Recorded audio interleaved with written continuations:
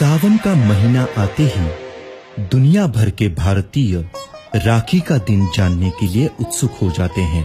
कोई भी रिश्तेदारी ना होने के बावजूद भी राखी से भाई बहन का बंधन निभाने का मौका मिलता है। राखी का इतिहास तो हमें महाभारत के युग से देखने को मिलता है। भगवान श्री कृष्ण को श्रुतदेवी नाम की एक चाची थी।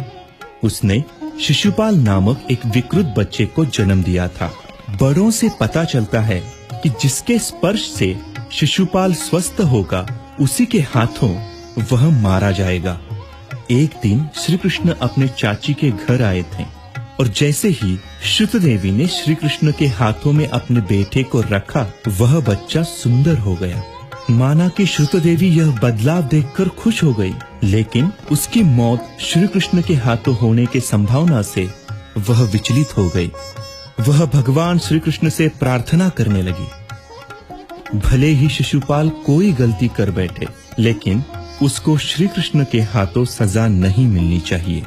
तो भगवान श्री कृष्ण ने उससे वादा किया कि मैं उसकी गलतियों को माफ कर दूंगा, लेकिन वह अगर 100 से ज्यादा गलतियां कर बैठेगा तो मैं उसको जरूर सजा दूंगा। शिशुपाल बड़ा होकर चेदी नामक एक राज्य का राजा बन गया। वो एक राजा भी था और साथ ही साथ भगवान श्री कृष्ण का रिश्तेदार भी। लेकिन वो बहुत क्रूर राजा बन गया।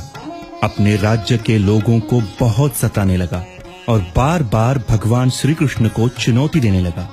एक समय तो उसने भरी राज्यसभा में ही भगवान श्री कृष्ण की निंदा की और बस शिशुपाल ने उसी दिन 100 गलतियों की सीमा पार कर दी थी। तुरंत ही भगवान श्री कृष्ण ने अपने सुदर्शन चक्र का शिशुपाल के ऊपर प्रयोग किया।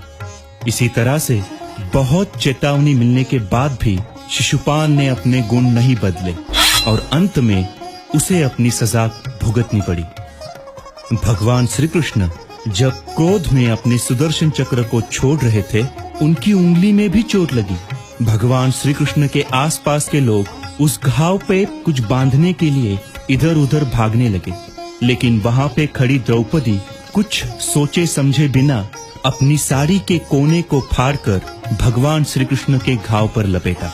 शुक्रिया प्यारी बहना, तुमने मेरे कष्ट में साथ दिया है, तो मैं भी तुम्हारे कष्ट में साथ देने का वादा करता हूँ। ये कह के भगवान श्री कृष्ण ने द्रौपदी को उनकी रक्षा करने का आश्वासन दिया था और इस घटना से रक्षाबंधन का प्रारंभ शुरू हुआ।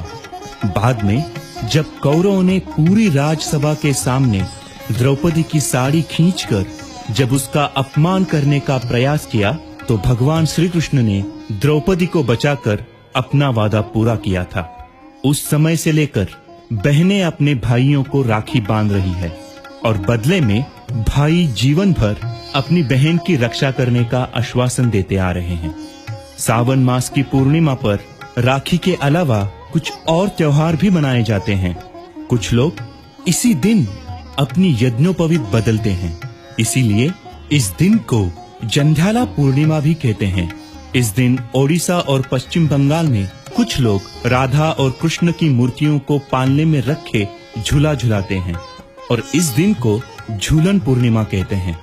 उत्तर भारत के कुछ राज्यों में इस दिन पर गेहूं के बीज बोते हैं और इस दिन को कजरी पूर्णिमा के नाम से पहचाना जाता है। केरल और महाराष्ट्र के लोग इस दिन को नारली पूर्णिमा बुलाते हैं और वे समुद्र देवता की पूजा करते हैं। हालांकि इस दिन कई तरह के उत्सव मनाए जाते हैं, लेकिन उनमें सबसे लोकप्रिय और प्रमुख त्योहार होता है